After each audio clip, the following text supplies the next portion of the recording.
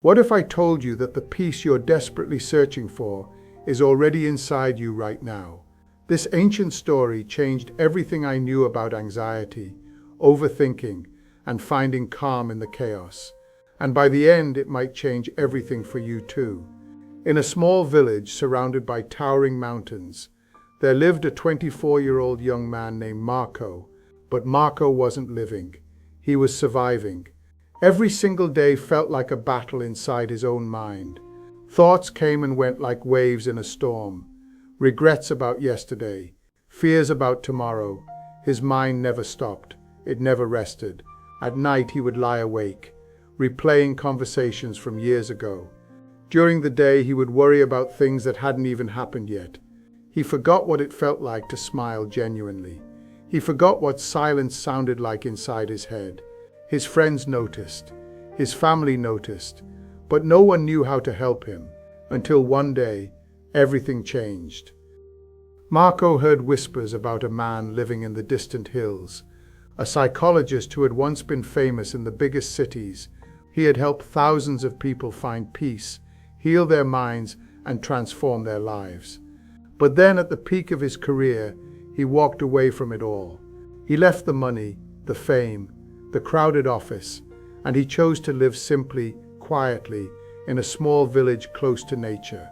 People said he only spoke to those who were truly ready to learn. Marco's heart raced with hope for the first time in years. Maybe, he thought, this man can finally give me the answer I've been searching for. So he packed a small bag and began the journey. The path was long. Days turned into weeks. His feet ached. Doubt crept in. What if this is just another disappointment, he wondered. But something deep inside kept pulling him forward. Finally, after what felt like an eternity, Marco reached the village, and there, on the porch of a small house covered in green vines and wild flowers, sat the old man. His eyes were closed.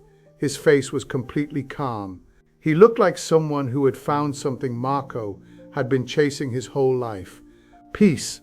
Marco approached slowly, almost afraid to disturb the stillness. "Grandfather," he said softly, "my mind is a prison.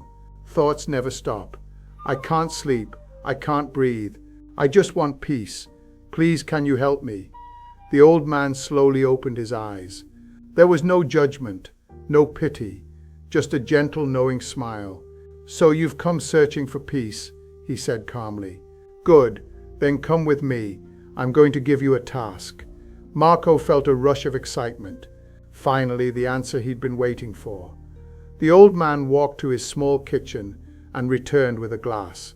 He filled it with water, all the way to the very top, so full that the surface tension barely held it together. One tiny movement, and it would spill.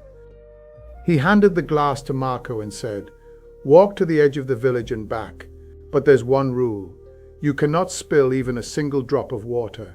Marco stared at the glass. Confused? This is it? He thought. This is the great lesson? But he didn't question it. He carefully took the glass and began walking. The road was narrow and chaotic. People were shouting. Children were running and laughing. Street vendors called out to customers. Dogs barked. Carts rolled by. But Marco didn't notice any of it. His entire focus was on the glass.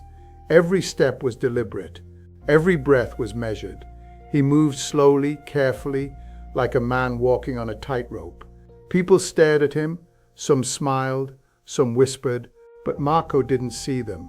He didn't hear them. There was only the glass, only this moment, only this step. Time disappeared. Finally, after what felt like both an eternity and an instant, Marco returned to the old man.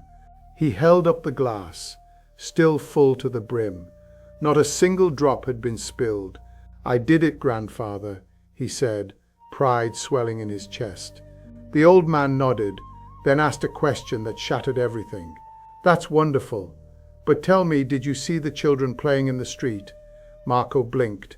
"No." "Did you hear the street vendor singing his song?" "No." "Did you notice the flowers blooming by the roadside? The birds flying overhead? The sunset painting the sky?" "No.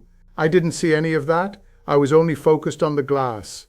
The old man's smile grew wider. He leaned forward and spoke softly, but with power. And that, my child, is the secret you've been searching for. Marco looked confused. The old man continued.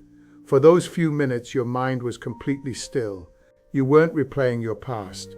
You weren't worrying about your future. You were fully present in this moment.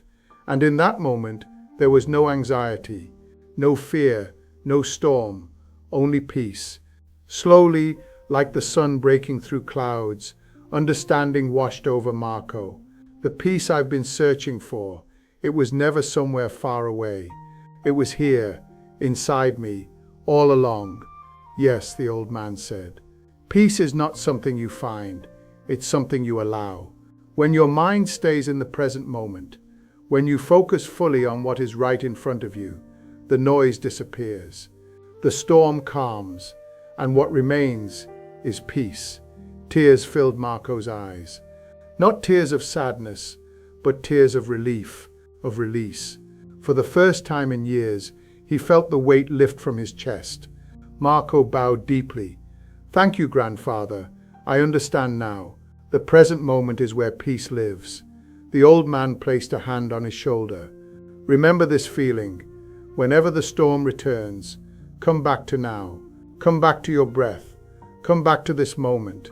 That is where you'll always find me. That is where you'll always find yourself. As the sun set behind the mountains, Marco began his journey home. But he was no longer the same restless young man who had arrived. He walked slowly. He noticed the birds. He felt the breeze. He saw the colors in the sky. And for the first time in years, he smiled.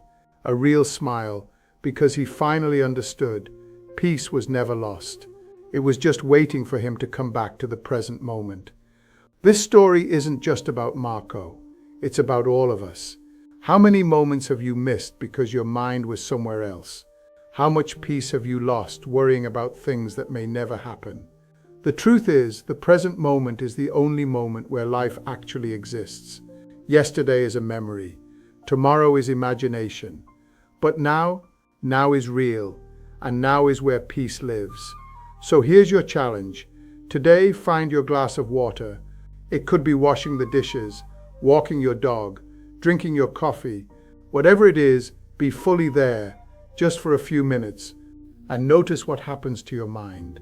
If this story touched you, share it with someone who needs to hear it. And subscribe for more stories that remind us what it means to be truly alive. Until next time, remember, peace isn't something you chase. It's something you return to, one breath at a time, one moment at a time. See you in the next story.